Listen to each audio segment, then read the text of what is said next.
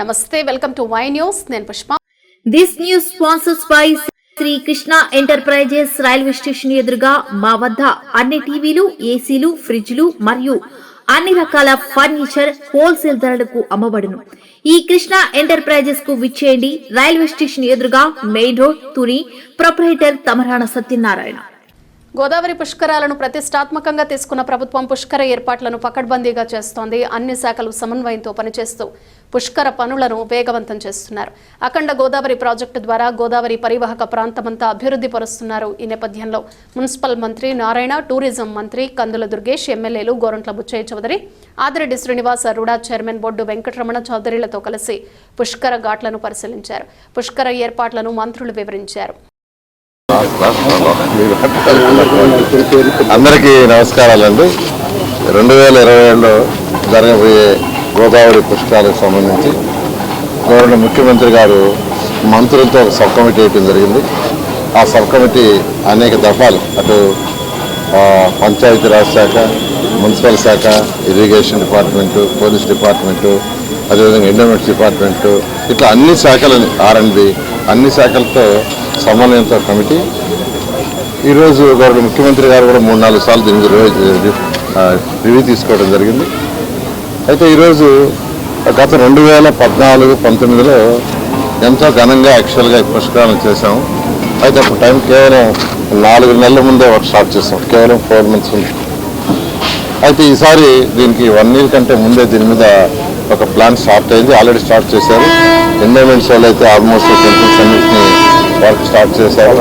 అదేవిధంగా టూరిజం వాళ్ళు స్టార్ట్ చేశారు, పవర్ డిపార్ట్మెంట్ వాళ్ళు స్టార్ట్ చేశారు, ఇరిగేషన్ వాళ్ళు కూడా కొన్ని స్టార్ట్ చేశారు. మిగతా అన్నీ కూడా ఈ రైనీ సీజన్ అయిన తర్వాత, ఈ వర్షాకాలం సీజన్ అయిన తర్వాత వాళ్ళు మేజర్ వర్క్ స్టార్ట్ చేశారు.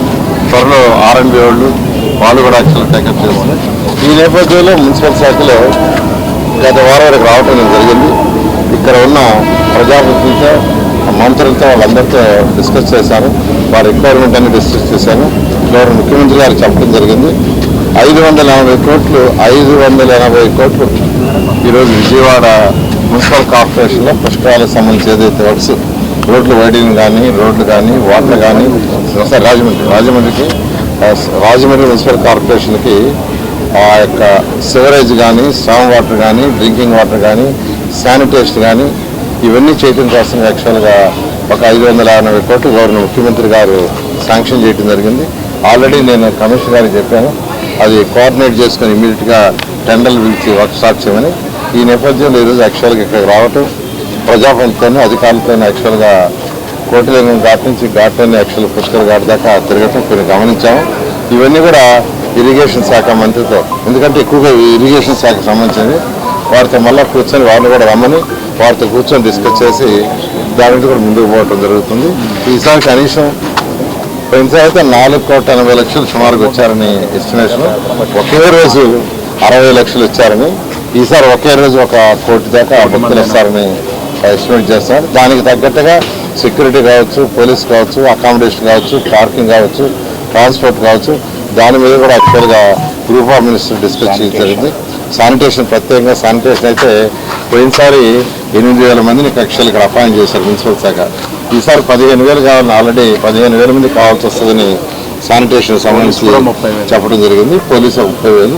ఈ విధంగా దీన్ని యాక్చువల్గా ముఖ్యమంత్రి గారి యొక్క ఆధ్వర్యంలో ఇది చేస్తున్నా. ఖచ్చితంగా ఈసారి ఎటువంటి అవాంఛనీయాలు జరగకుండా ఈ పుష్కరాలు ఘనంగా చేయడం జరుగుతుంది. ప్రధానంగా ఈరోజు ఒక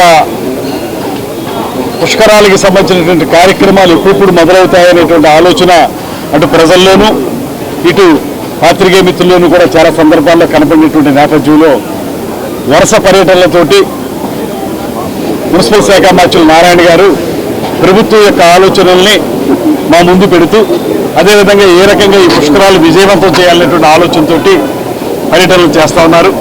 ముఖ్యమంత్రి చంద్రబాబు నాయుడు గారు కానీ, ఉప ముఖ్యమంత్రి పవన్ కళ్యాణ్ గారు కానీ ఇద్దరు కూడా ప్రత్యేకించి ఈ పుష్కరాలని 6 జిల్లాలు, కొత్త 6 జిల్లాలకి సంబంధించినటువంటి గోదావరి క్యాచ్మెంట్ ఏరియాలో ఈ పుష్కరాలని అత్యద్భుతంగా నిర్వహించాలనేటువంటి ఆలోచనతో కేంద్ర ప్రభుత్వం యొక్క సహకారాన్ని కూడా తీసుకుంటూ కార్యక్రమాలకు శ్రీకారం చుట్టడం జరిగింది.